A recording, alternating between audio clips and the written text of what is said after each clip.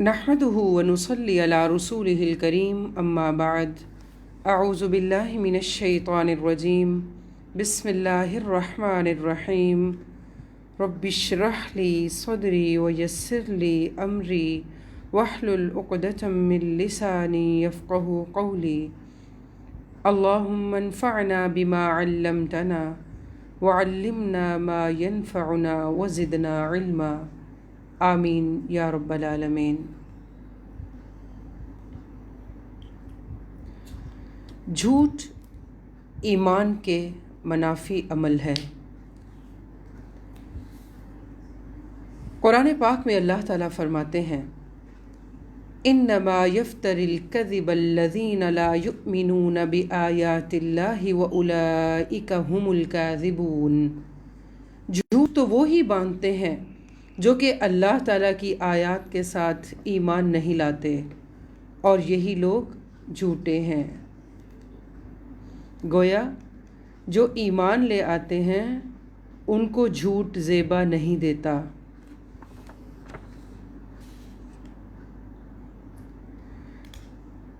ابن ابی دنیا ابو بکر صدیق رضی اللہ عنہ سے روایت کرتے ہوئے کہتے ہیں کہ انہوں نے فرمایا یا ایھا الناس ایاکم والکذب فإن الکذب مجانب للایمان۔ اے لوگو، جھوٹ سے بچ جاؤ کیونکہ بلا شبہ جھوٹ ایمان کے منافی چیز ہے۔ قرآن پاک میں عباد الرحمن کی صفت بیان کرتے ہوئے اللہ تعالیٰ نے ان کے بارے میں بیان کیا کہ وہ جھوٹ کی مجالس سے دور رہنے والے ہیں، کہ رحمان کے بندے جھوٹ بولنا تو دور کی بات ایسی مجالس کے قریب بھی نہیں جاتے جہاں جھوٹ بولا جاتا ہے۔ والذین لا یشہدون الزور، اور وہ لوگ جھوٹ کی مجلس میں حاضر نہیں ہوتے۔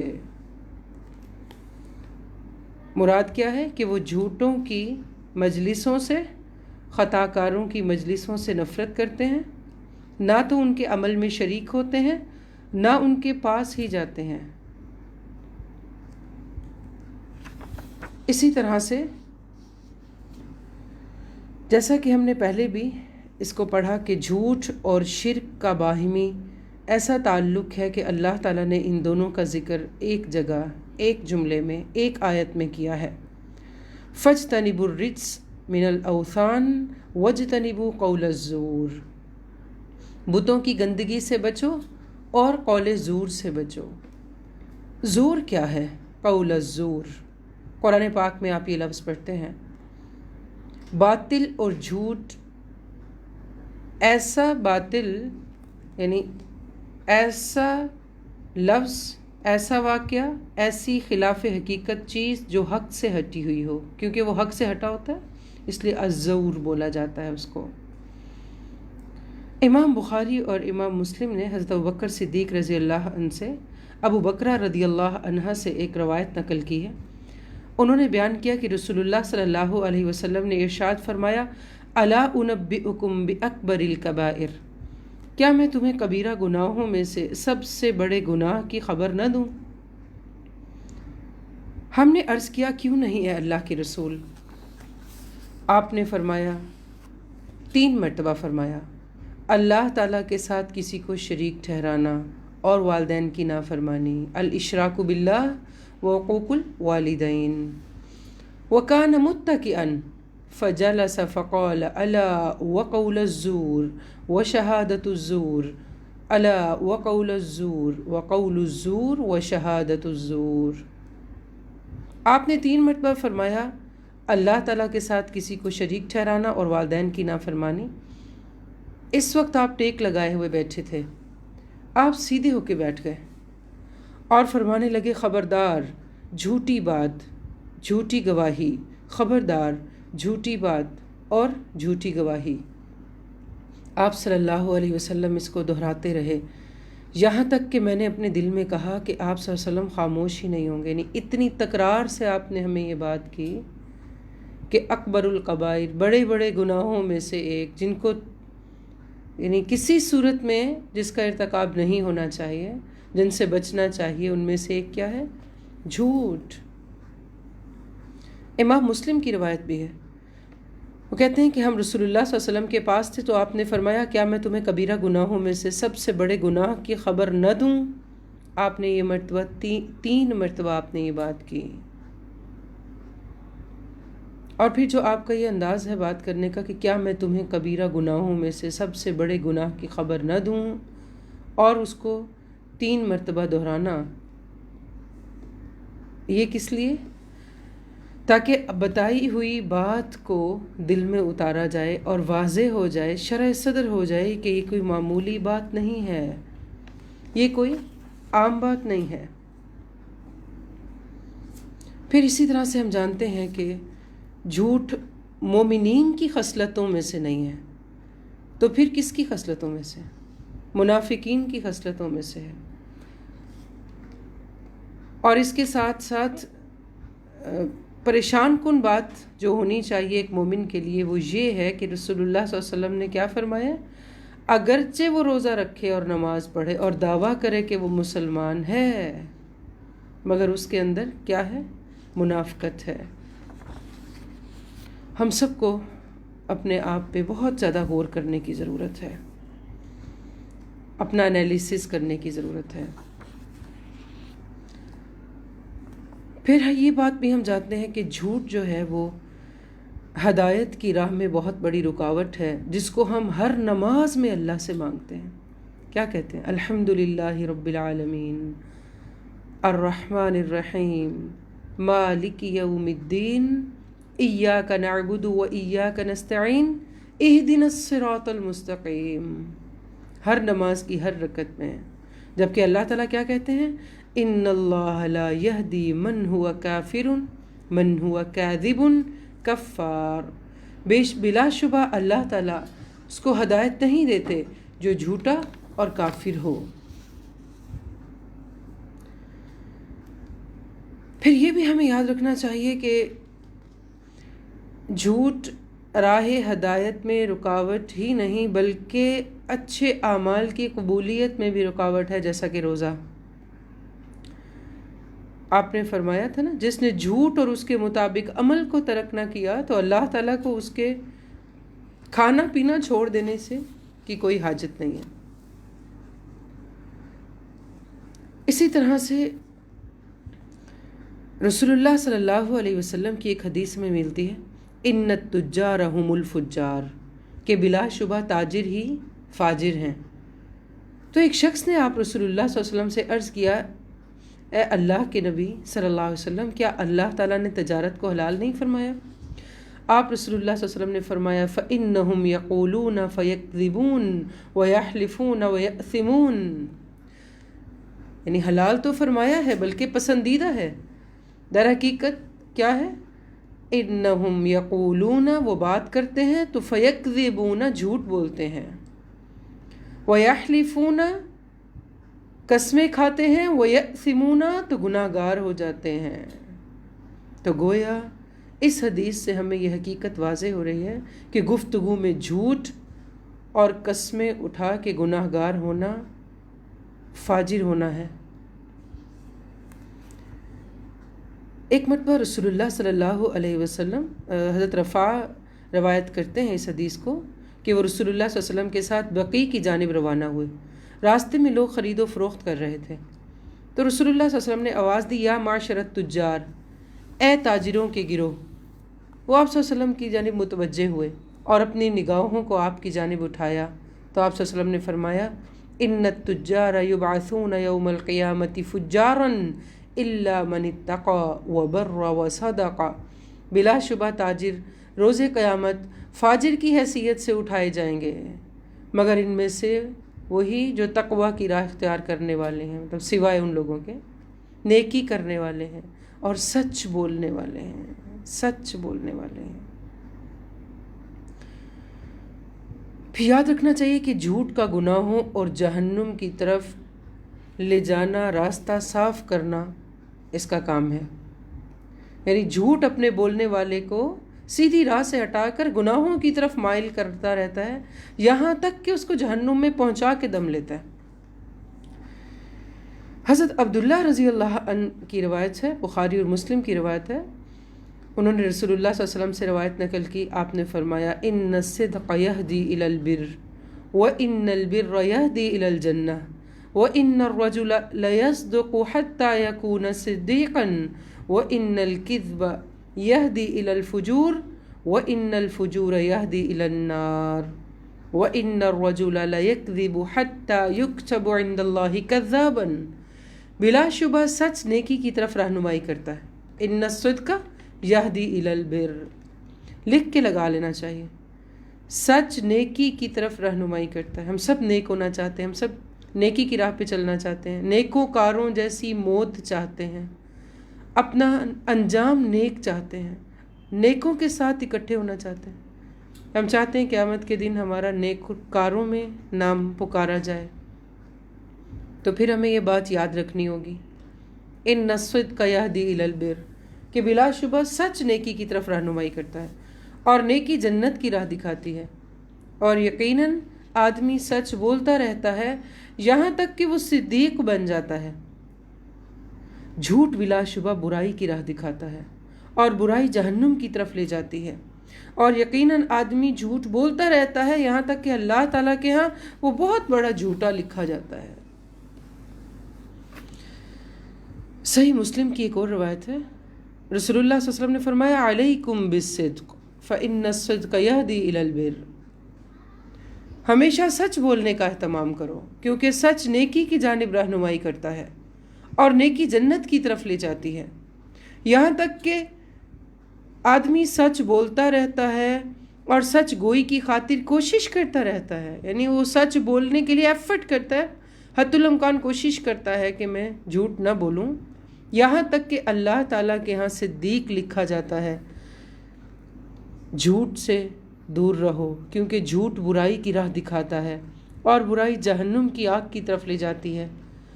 آدمی جھوٹ بولتا رہتا ہے اور جھوٹ بولنے کی کوشش میں لگا رہتا ہے یہاں تک کہ اللہ تعالیٰ کے ہاں وہ بہت بڑا جھوٹا تحریر کر دیا جاتا ہے۔ تو اگر ہم چاہتے ہیں کہ ہم نیکی کی راہ پہ چلیں اور اسی راہ پہ چلتے چلتے ہمیں موت آ جائے تو ہمیں جھوٹ کو اپنی زندگی کے ہر خانے سے نکال دینا چاہیے۔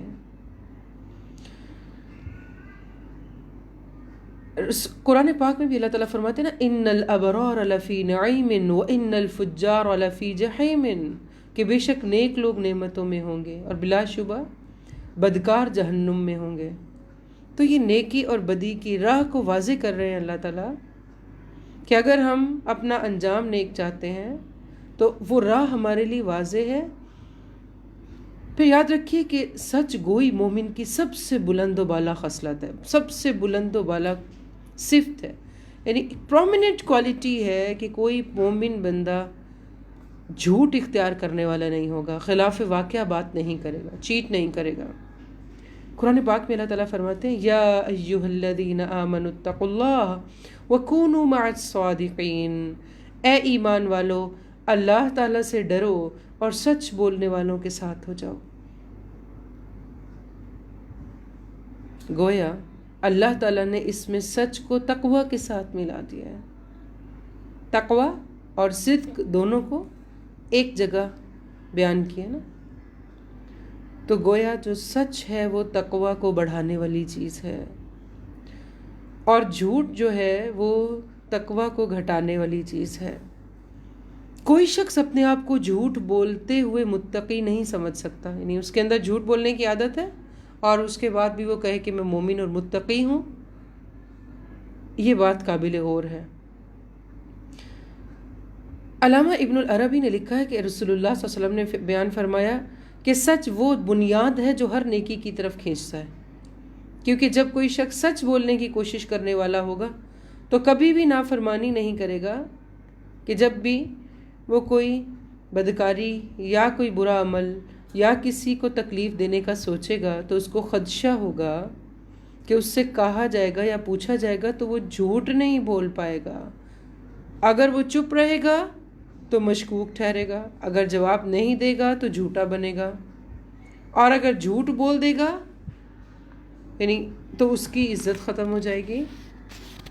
گویا جھوٹ جو ہے ایک ایسی چیز ہے جس کو چھوڑ دینا اور بہت ساری بیماریوں سے جان چھڑانے میں مددگار ثابت ہو سکتا ہے۔ پھر آپ یہ دیکھیے کہ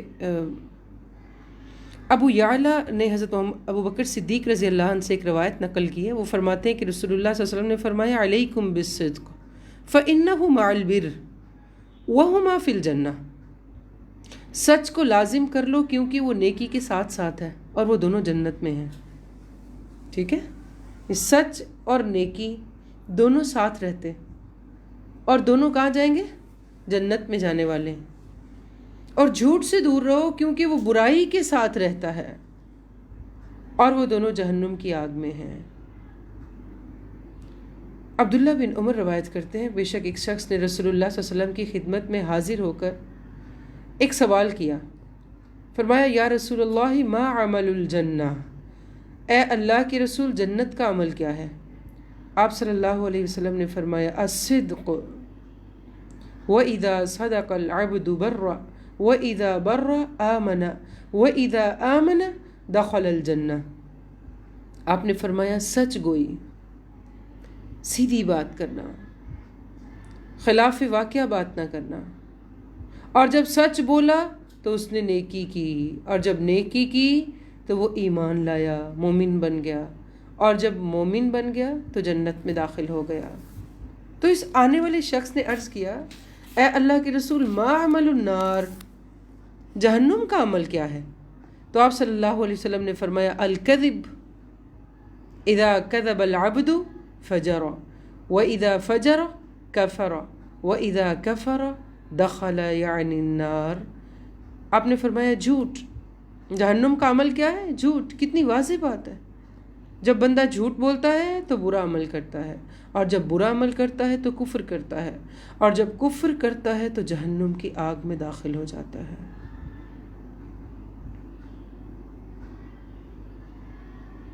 تو یہ بات ہمیں واضح ہونی چاہیے کہ جھوٹ بندے کو برے اعمال کی طرف لے جائے گا، اور یہ راستہ ایسا ہے جو جہنم پہ جا کے ختم ہوگا۔ پھر جھوٹ بولنے والے کے لیے شدید اور طویل ترین عذاب کی خوشخبری ہے۔ حضرت سمورہ بن جندب رضی اللہ عنہ ایک روایت نقل کرتے ہیں، انہوں نے کہا کہ رسول اللہ صلی اللہ علیہ وسلم نے ارشاد فرمایا میرے پاس خواب میں 2 آدمی آئے۔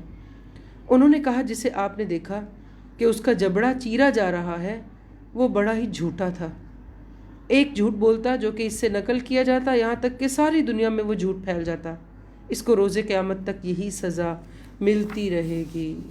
یہ وہ حدیث ہے جو معراج کے موقع پہ رسول اللہ صلی اللہ علیہ وسلم نے کے ساتھ آپ کے ساتھ جو واقعہ پیش آیا، آپ نے فرمایا کہ آج رات میں نے خواب میں دیکھا کہ 2 آدمی میرے پاس آئے، انہوں نے میرا ہاتھ تھاما، مجھے ارض مقدس کی طرف لے گئے، عالم بالا کی سیر کرائی۔ وہاں ایک آدمی بیٹھا ہوا تھا اور ایک شخص کھڑا تھا، اس کے ہاتھ میں لوہے کا انکس تھا۔ ہمارے بعض اصحاب نے ایک راوی ہیں ان سے روایت کرتے ہوئے نقل کیا ہے کہ یہ جو لوہے میں ہاتھ میں لوہے کی چیز ہے جو لیے ہوئے وہ شخص کھڑا تھا، وہ اس کو اس بیٹھے ہوئے شخص کے جبڑے میں داخل کرتا یہاں تک کہ وہ اس کی گدی تک پہنچ جاتا، یعنی جبڑے کو چیرتے چیرتے گدی تک لے جاتا۔ اس دوران میں اس کا پہلا جبڑا صحیح ہو جاتا، اپنی اصلی حالت پہ آ جاتا، تو پھر پہلے کی طرح وہ اس کو بھی دوبارہ چیرتا، یعنی یہی ہوتا رہتا، ایک سائیڈ چیر کے فارغ ہوتا تو دوسری سائیڈ ٹھیک ہو چکی ہوتی تھی۔ اس حدیث میں بہت سخت جھوٹ بولنے والے کے شدید عذاب کے بعد ہم سب کو آگاہ کیا گیا ہے نا، اور خاص طور پر وہ جھوٹ جو دنیا میں پھیل جاتا ہے، یعنی ایک یہ ہے کہ اس لیول پہ جھوٹ بولنا جو کچھ لوگوں تک رہے، اور ایک یہ کہ پورے خاندان میں پھیل جائے، پورے علاقے میں پھیل جائے۔ اور حدیث کے الفاظ کیا ہیں؟ فَيُصْنَعُ بِهِ إِلَى يَوْمِ الْقِيَامَةِ، اس کے ساتھ یہ عمل قیامت تک جاری رہے گا۔ پھر ہمیں یہ بھی دیکھنا چاہیے کہ رسول اللہ صلی اللہ علیہ وسلم اور صحابہ کرام کا جھوٹ کے متعلق موقف کیا تھا۔ یاد رکھیے کہ رسول اللہ صلی اللہ علیہ وسلم اور صحابہ کرام کی نگاہوں میں سب سے بری اور ناپسندیدہ عادت برے کاموں میں سے جو تھی وہ جھوٹ ہی تھی۔ حضرت عائشہ رضی اللہ عنہ روایت نقل کرتی ہیں، انہوں نے فرمایا کہ ما کان خلق ابغض الی رسول اللہ صلی اللہ علیہ وسلم من الکذب، رسول اللہ صلی اللہ علیہ وسلم کو جھوٹ سے زیادہ کوئی عادت ناپسند نہ تھی. یعنی برے کاموں میں سب سے زیادہ جس چیز سے آپ کو نفرت تھی رسول اللہ صلی اللہ علیہ وسلم کو، وہ کیا تھی؟ جھوٹ بولنا. بلا شبہ کوئی شخص آپ صلی اللہ علیہ وسلم کے سامنے جب جھوٹ بولتا، یہ آپ صلی اللہ علیہ وسلم کے دل میں رہتا، یہاں تک کہ آپ صلی اللہ علیہ وسلم کو علم ہو جاتا کہ اس شخص نے اس جھوٹ سے توبہ کر لی ہے. یعنی آپ کا موڈ اس سے چینج ہو جاتا، آپ کے دل میں اس کے لیے اچھی فیلنگز نہیں آتی تھیں، یا آپ اس سے قطع نظر کر لیتے، اس سے بات چیت چھوڑ دیتے. آپ کے دل میں وہ بیٹھ جاتی بات کہ اس نے جھوٹ بولا ہے، آپ اس سے قطع تعلق رکھتے، یہاں تک کہ وہ شخص اس جھوٹ سے توبہ کر لیتا. حضرت عائشہ رضی اللہ عنہ کی ایک روایت ہے، انہوں نے بیان کیا کہ رسول اللہ صلی اللہ علیہ وسلم کو کسی بھی چیز سے جھوٹ سے زیادہ نفرت نہیں تھی. رسول اللہ صلی اللہ علیہ وسلم کو کسی شخص سے اس بات کا سابقہ نہ پڑتا اگر وہ جھوٹ قلیل ہی ہوتا، مگر آپ صلی اللہ علیہ وسلم اس کو اپنے دل سے نہ نکالتے، یہاں تک کہ وہ اس جھوٹ سے از سر نو توبہ نہ کر لیتا. گویا چھوٹا سا جھوٹ بھی، چھوٹی سی بات پہ بھی غلط بیانی رسول اللہ صلی اللہ علیہ وسلم کو اتنی ناگوار تھی کہ آپ ان صحابی سے، اس شخص سے یعنی قطع تعلق ہی کر لیتے، حتیٰ کہ آپ کے دل میں وہ بات رہتی، یہاں تک کہ وہ اس جھوٹ سے توبہ کر لے.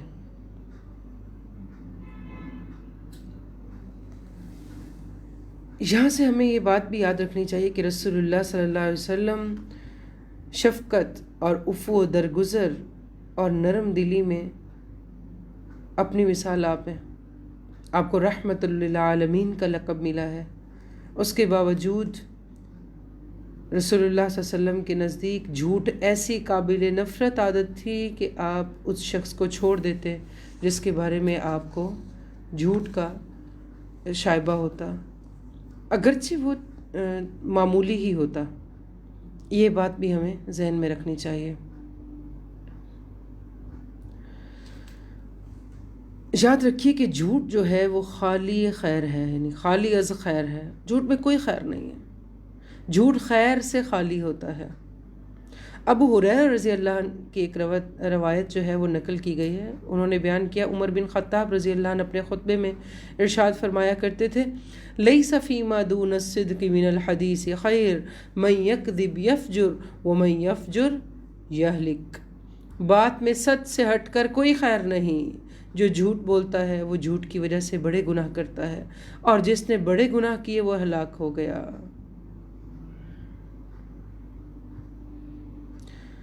ایک ہی موقع ایسا ہے یا ایک مقام ایسا ہے جس میں خلاف واقعہ بات کرنے کی اجازت ہے. رسول اللہ صلی اللہ علیہ وسلم کی حدیث ہے، آپ نے فرمایا، لیس الکذاب الذی یصلح بین الناس یقول خیر وینمی خیر. وہ شخص جھوٹا نہیں ہے کہ جو لیس الکذاب الذی یصلح بین الناس، لوگوں کے درمیان اصلاح کراتا ہے، اس کی نیت خیر خواہی کی ہے، صلح صفائی کراتا ہے، اور یقول خیر، وہ خیر ہی کا کلمہ منہ سے نکالتا ہے، وینمی خیر، اور اس سے خیر ہی پھوٹتی ہے، یعنی آگے بھی پھر اس کی بات سے کوئی خیر انجام پا رہا ہوتا ہے. مثلاً میاں بیوی کے درمیان اگر کوئی ناچاکی یا لڑائی ہو گئی ہو یا کوئی ایسی چیز ہو، وہاں پہ تھوڑا سا توریہ استعمال کر لینا یا خلاف واقعہ بات کرنا کہ جس سے دونوں کے درمیان صلح ہو جائے اور شیطان خوش نہ ہو، اس کی تھوڑی سی اجازت دی گئی ہے. اسی طرح سے اگر دو لوگوں کی آپس میں لڑائی ہے اور وہاں پہ ایک دوسرے کے بارے میں سچ اور بالکل کلیئر بات بتا دینے سے اس جھگڑے کے بڑھنے کا اندیشہ ہے اور آپ خاموشی اختیار کر رہے ہیں یا لفظوں کے تھوڑے سے بدلاؤ سے اس لڑائی یا جھگڑے کو وہیں پہ ختم کیا جا سکتا ہے اور انجام خیر ہو سکتا ہے، تو یہ الاؤڈ ہے. اس کے علاوہ خلاف واقعہ بات کرنا، جھوٹ اختیار کرنا ایک مومن کی زندگی میں کسی بھی طور پر الاؤڈ نہیں ہے۔ سبحانک اللہم ربنا وبحمدک نشہد ان لا الہ الا انت نستغفرک ونتوب الیک ربنا تقبل منا انک انت السمیع العلیم وتب علینا انک انت التواب الرحیم آمین یا رب العالمین۔ السلام علیکم ورحمۃ اللہ وبرکاتہ۔